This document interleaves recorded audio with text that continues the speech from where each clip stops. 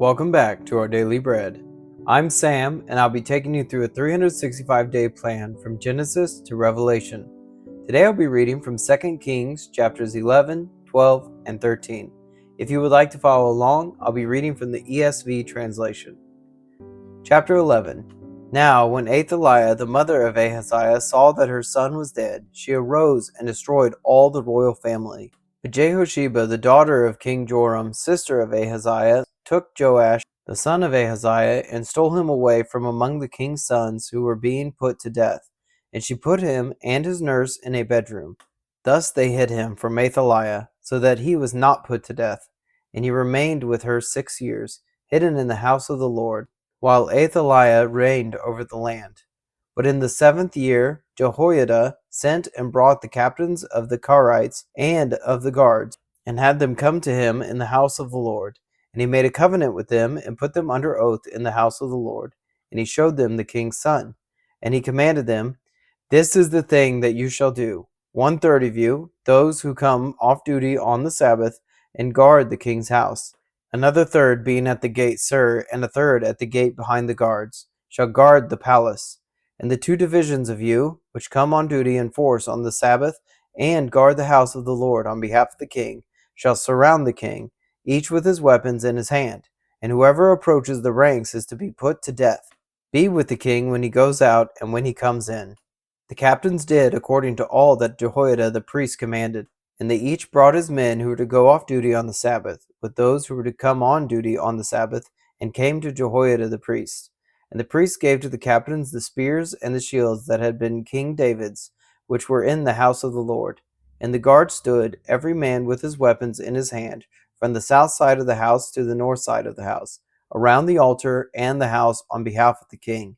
Then he brought out the king's son, and put the crown on him, and gave him the testimony. And they proclaimed him king, and anointed him, and they clapped their hands, and said, "Long live the king!" When Athaliah heard the noise of the guard and of the people, she went into the house of the Lord to the people. And when she looked, there was the king standing by the pillar, according to the custom, and the captains and the trumpeters beside the king, and all the people of the land rejoicing and blowing trumpets. And Athaliah tore her clothes, and cried, "Treason! Treason!" Then Jehoiada the priest commanded the captains who were set over the army, "Bring her out between the ranks, and put to death with the sword anyone who follows her." For the priest said, "Let her not be put to death in the house of the Lord."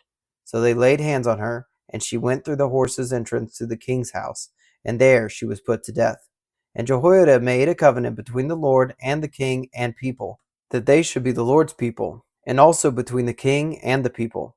Then all the people of the land went to the house of Baal and tore it down. His altars and his images they broke in pieces. And they killed Mattan, the priest of Baal, before the altars.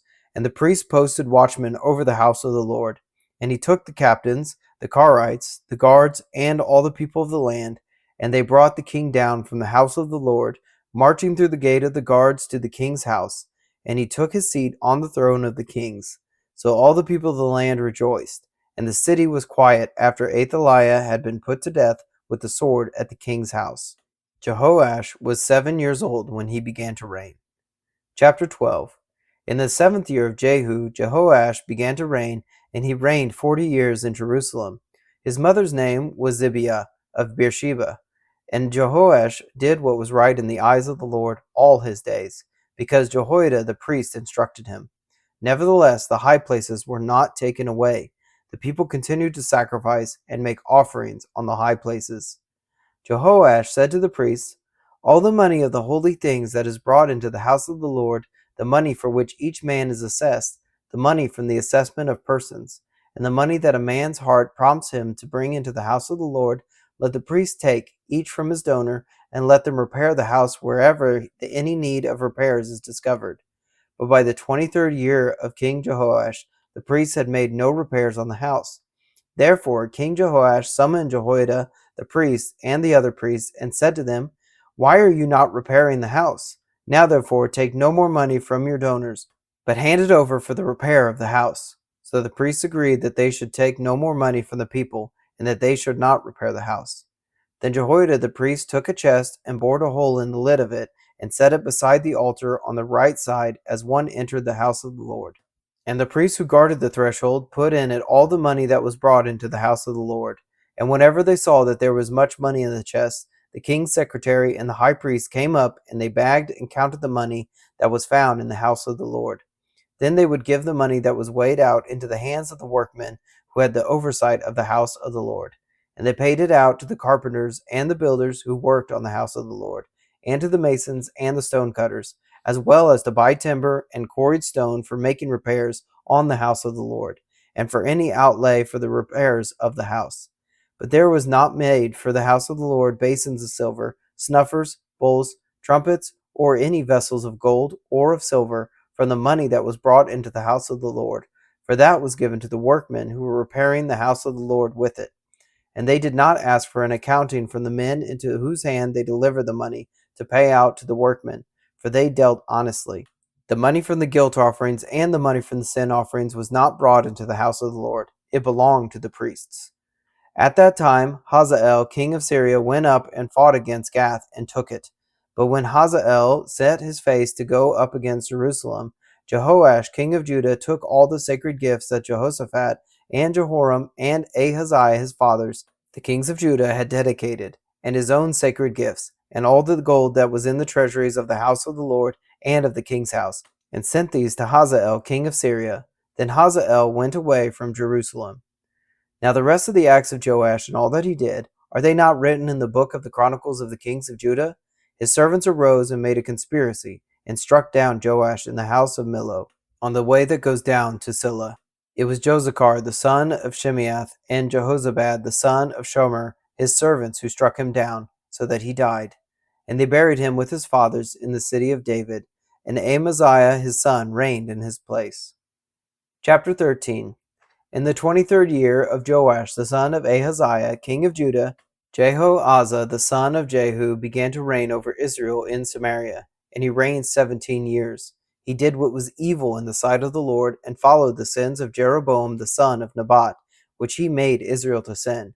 He did not depart from them. And the anger of the Lord was kindled against Jerusalem, and he gave them continually into the hand of Hazael king of Syria, and into the hand of Ben-Hadad the son of Hazael. Then Jehoahaz sought the favor of the Lord, and the Lord listened to him, for he saw the oppression of Israel, how the king of Syria oppressed them. Therefore the Lord gave Israel a Savior, so that they escaped from the hand of the Syrians, and the people of Israel lived in their homes as formerly.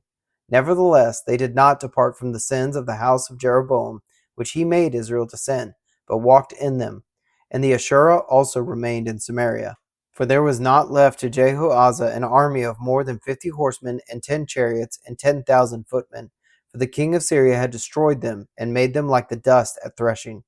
Now the rest of the acts of Jehoahaz, and all that he did, and his might, are they not written in the book of the Chronicles of the kings of Syria? So Jehoahaz slept with his fathers, and they buried him in Samaria. And Joash his son reigned in his place.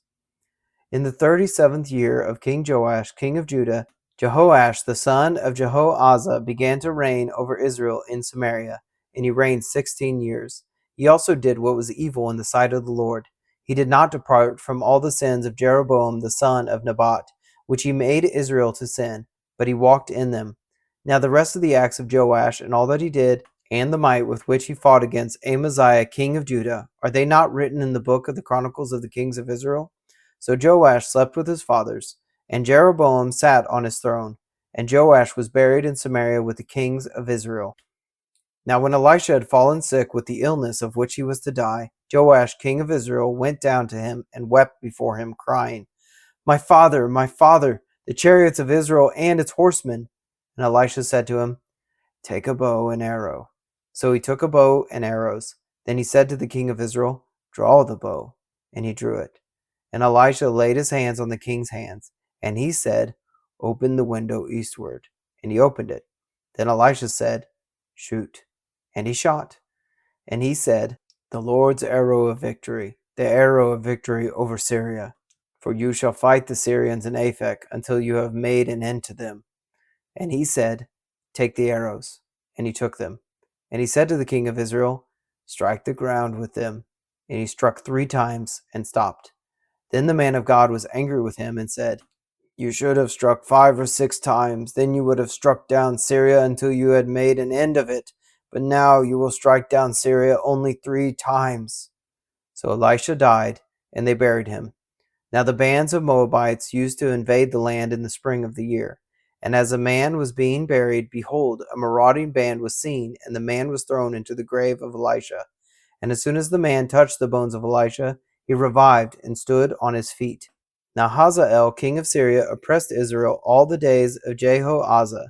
But the Lord was gracious to them and had compassion on them. And he turned toward them because of his covenant with Abraham, Isaac, and Jacob, and would not destroy them, nor has he cast them from his presence until now. When Hazael, king of Syria, died, Ben-Hadad his son became king in his place. Then Jehoash the son of Jehoash took again from Ben-Hadad the son of Hazael the cities that he had taken from Jehoash his father in war. 3 times Joash defeated him and recovered the cities of Israel. Thank you for joining me today in our Bible reading. You can find us on Substack and YouTube at Up+Out Show, or Our Daily Bread, wherever you get your podcasts. Please consider subscribing. If you enjoyed this reading today, please like and share. If you have any thoughts about the verses read, please leave a comment. Thank you, and have a blessed day.